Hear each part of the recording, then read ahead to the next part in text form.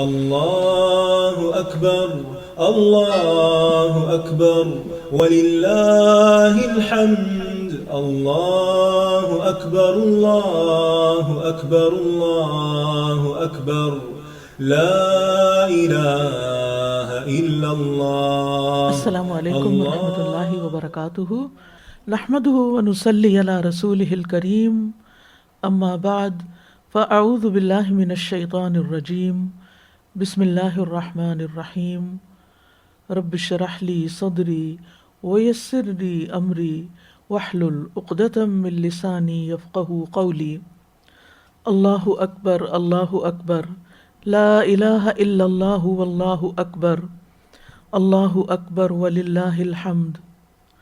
اللہ اکبر کبیرا والحمد للہ کثیرا وسبحان اللہ بکرۃ واصیلا. ایک روایت میں آتا ہے کہ اللہ تعالیٰ نفس کو مشقت میں مبتلا کرنے والے سے بے نیاز ہے.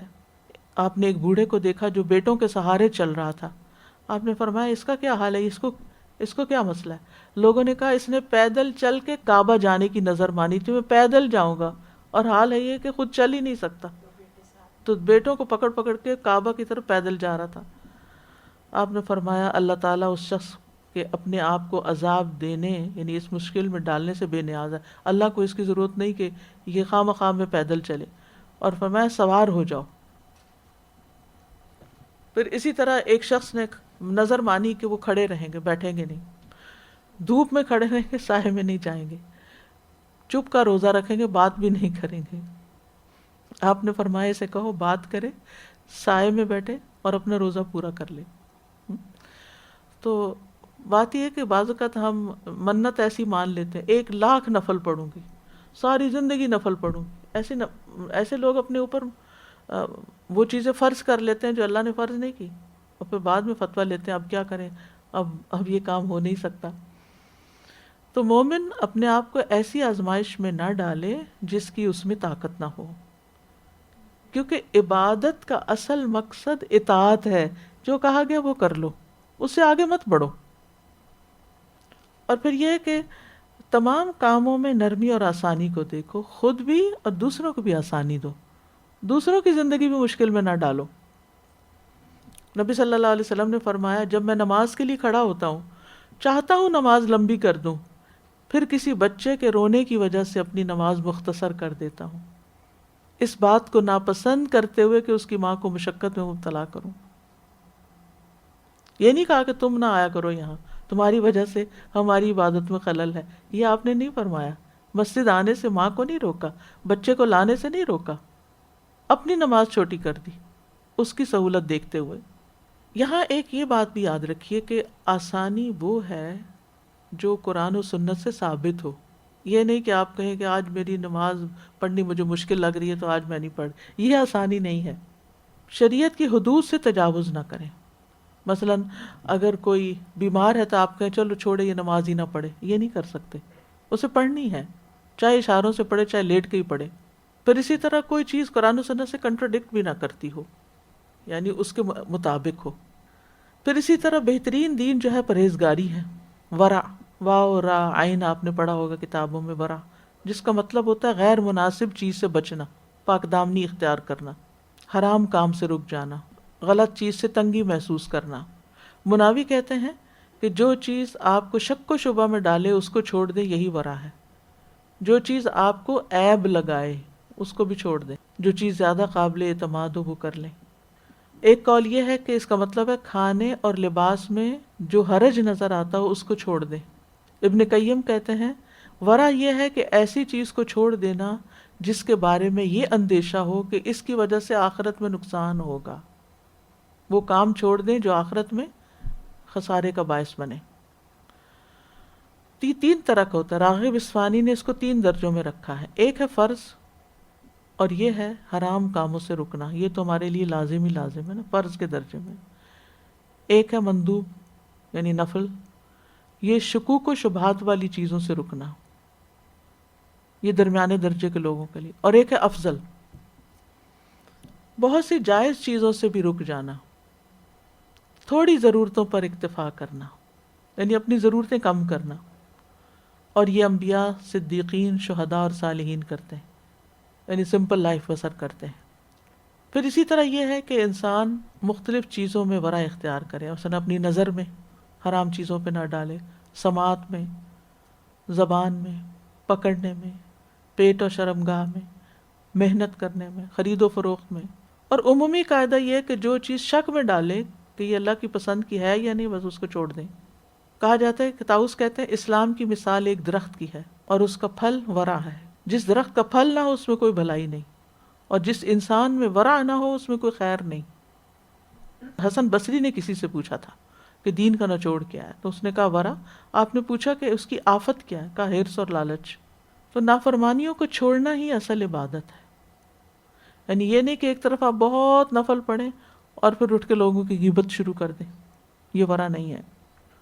سلف صالحین جو تھے وہ ورع کو سیکھتے تھے، یعنی باقاعدہ سیکھتے تھے کہ کس چیز میں کیسے یعنی ورع اختیار کی جا سکتی ہے۔ کہتے ہیں کہ اگر انسان کے اندر ورع ہوتی ہے نا، یعنی انسان بچ بچ کے زندگی بسر کرتا ہے، تو وہ اس کی دعائیں بھی قبول ہونے لگتی ہیں۔ تو ہمیں کوئی بھی چیز اگر چھوڑنی ہے تو صرف اللہ کے خوف سے چھوڑنی چاہیے، اور جب انسان اللہ کے ڈر سے کوئی حرام چیز چھوڑتا ہے، ناپسندیدہ چیز چھوڑتا ہے، مکروہ چھوڑتا ہے، اللہ سبحانہ و تعالیٰ اس سے بہتر عطا فرماتا ہے۔ یہ خوشخبری ہمیں نبی صلی اللہ علیہ وسلم نے دی ہے۔ اسی طرح کھانے پینے کی چیزوں میں شک والی چیز کو چھوڑ دینا چاہیے۔ لباس پہنتے ہوئے ایسی چیز نہیں پہننی چاہیے جس میں آپ کو ڈاؤٹ ہو کہ پتہ نہیں اللہ تعالیٰ کو پسند ہے یا نہیں۔ پھر اسی طرح فضول کلام سے، فضول کاموں سے اپنے آپ کو بچانا چاہیے، اپنے وقت کی حفاظت کرنی چاہیے۔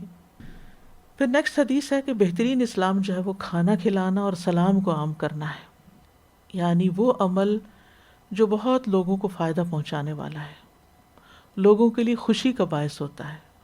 تو ای الاسلامی خیر کا لفظ یہاں آتا ہے۔ کون سا اسلام خیر ہے، بہتر ہے، اچھا ہے، افضل ہے۔ خیر یہاں اخیر کے معنوں میں، افضل کے معنوں میں ہے، اور خیر شر کے مقابلے میں بھی آتا ہے۔ تو آپ نے کیا حکم دیا کہ کھانا کھلاؤ، یعنی ہر اس شخص کو کھانا کھلاؤ جو کھانا کھانے کا ضرورت مند ہے، چاہے اپنے گھر والے کیوں نہیں۔ آپ اپنے گھر میں والوں کے لیے پکاتے ہیں، خوشی سے پکائیں۔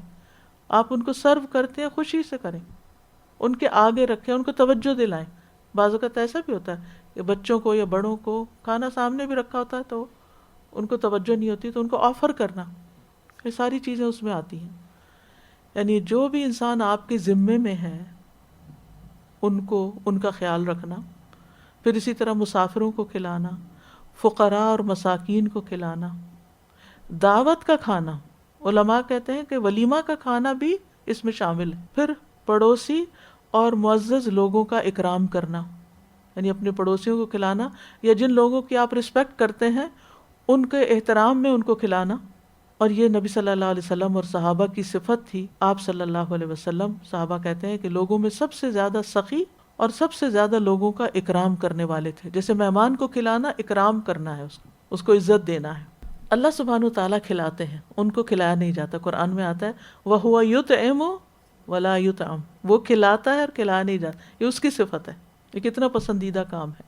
ابراہیم علیہ السلام نے کہا تھا وَالَّذِي هُوَ يُطْعِمُنِي وَيَسْقِينِي، وہی ہے جو مجھے کھلاتا اور پلاتا ہے۔ انبیاء کی صفت ہے۔ ابراہیم علیہ السلام نے اپنے مہمانوں کا اکرام کس طرح کیا؟ هل أتاك حدیث ضیف ابراہیم المکرمین۔ مکرمین کا مطلب وہ جو اکرام والے، جن کا اکرام کیا گیا، یعنی مہمان جو تھے۔ جب وہ داخل ہوئے تو انہوں نے کہا سلام، انہوں نے بھی جواب دیا، کہا اجنبی لوگ، دل میں کہا جانے پہچانے نہیں، چپکے سے اپنے گھر والوں کی طرف گئے، موٹا تازہ بچڑا لے کر آ گئے، چھوٹی موٹی چیز میں، کوئی چکن بھی نہیں، بچڑا، جان پہچان بھی نہیں، کون ہے کون نہیں۔ پھر ان کے قریب کیا اور پوچھا کھاتے نہیں ہو؟ وہ فرشتے تھے، کہاں سے کھاتے؟ لیکن مہمان نوازی دیکھیں ابراہیم علیہ السلام کی۔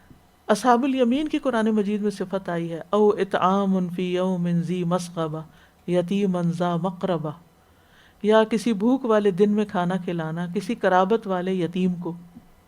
کیونکہ عام طور پر خاندانوں میں کیا ہوتا ہے کہ امیر لوگوں کی تو دعوتیں کی جاتی ہیں، آ رہے ہیں جا رہے ہیں، کبھی وہ بلا رہے ہیں کبھی آپ جا رہے ہیں، لیکن جو مساکین ہیں جو آپ کو بلا نہیں سکتے وہ پھر اگنور ہو جاتے ہیں، تو ان کی طرف خاص توجہ دلائی گئی۔